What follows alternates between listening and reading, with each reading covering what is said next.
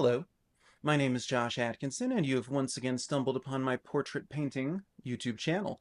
So today I'm going to be talking about the difficulty I've been experiencing with scaling up. I was working on paintings this size, 5 by 7, for months, and now I'm working on these 11 by 14s. This week I'll be focusing on this portrait because there's just so much footage of me getting it wrong and like failing hard and so there's really no other topic that I could make this particular video about.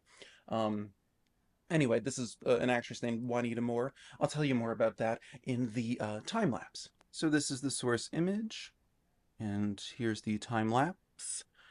That is a kid from a horror movie. That's uh, the painting didn't work out, so I'm painting over it, and then this painting isn't working out, so I wiped it off. Anyway, I get the kid right in a few weeks. I'll post that.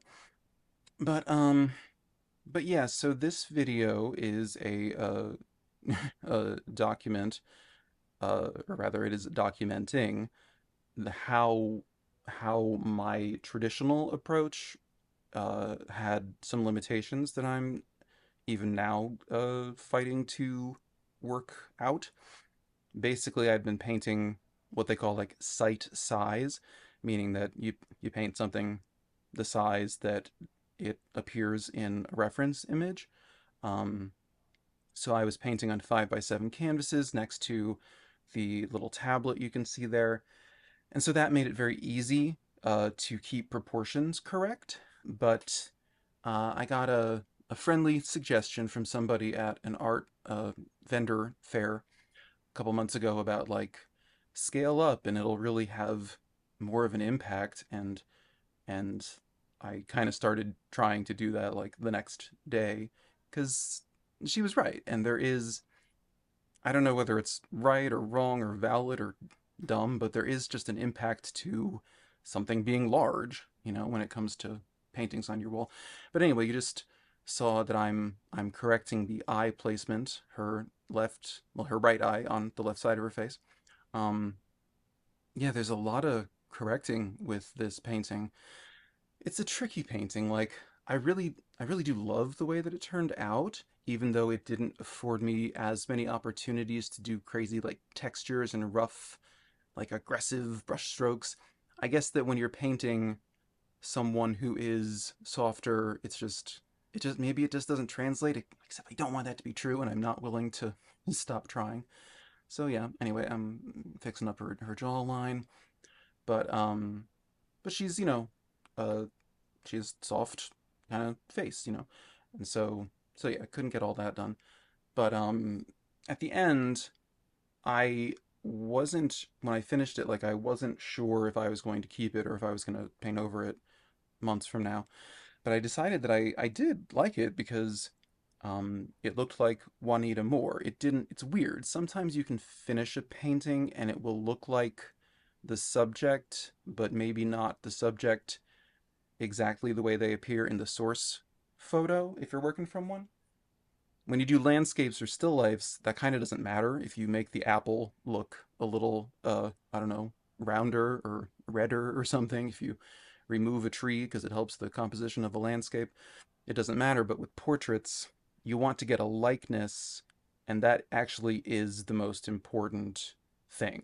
That when people see the finished product, it looks like the person, but I guess sometimes it doesn't quite match the source image. So anyway, yeah, it was a big struggle. It's just so hard when you're not painting site size to translate the proportions. Like I'm on this kick of painting human heads larger than they are in real life.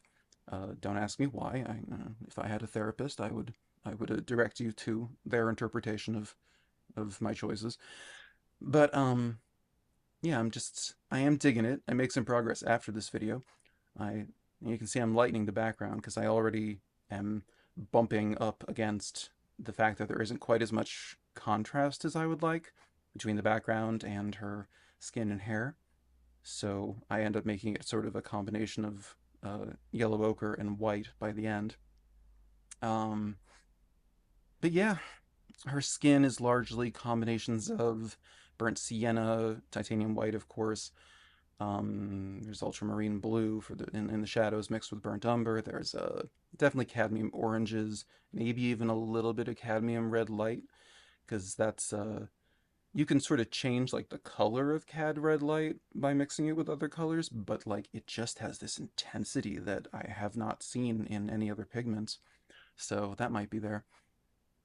But yeah, there's so much emotion in this one, and I don't know the last vendor fair that I went to, two women in their, I don't know, 60s or 70s, in like 20 minutes in the first hour of the show, they walked up and both of them independently said, "You should paint happier things, they'd sell more." And I was like, thanks.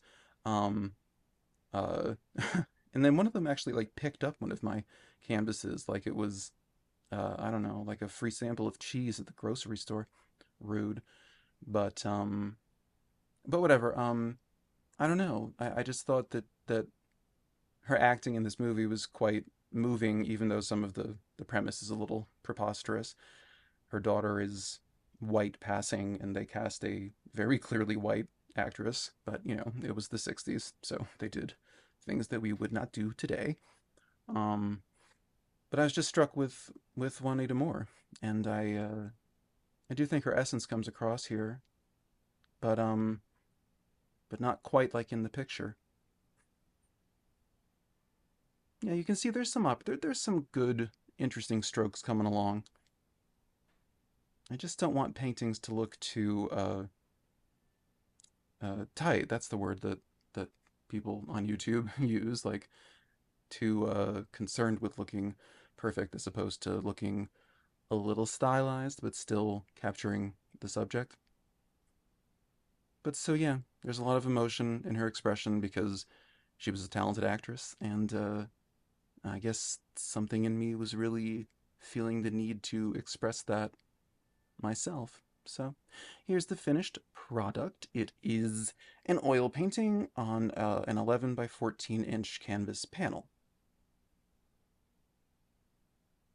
So then, yes, this is how we arrived at my portrait of Juanita Moore.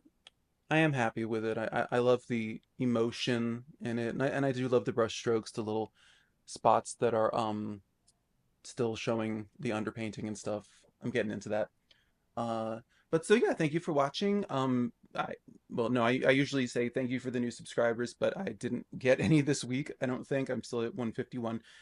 Whatever, it happens. But yeah, so if you enjoyed this painting, then maybe you would want to check out last week's lesson. It was about this one, which dealt with character in an expression. So anyway, I will see you in 7 days with another portrait, also this size, and yeah, enjoy your, I don't know, be creative till then.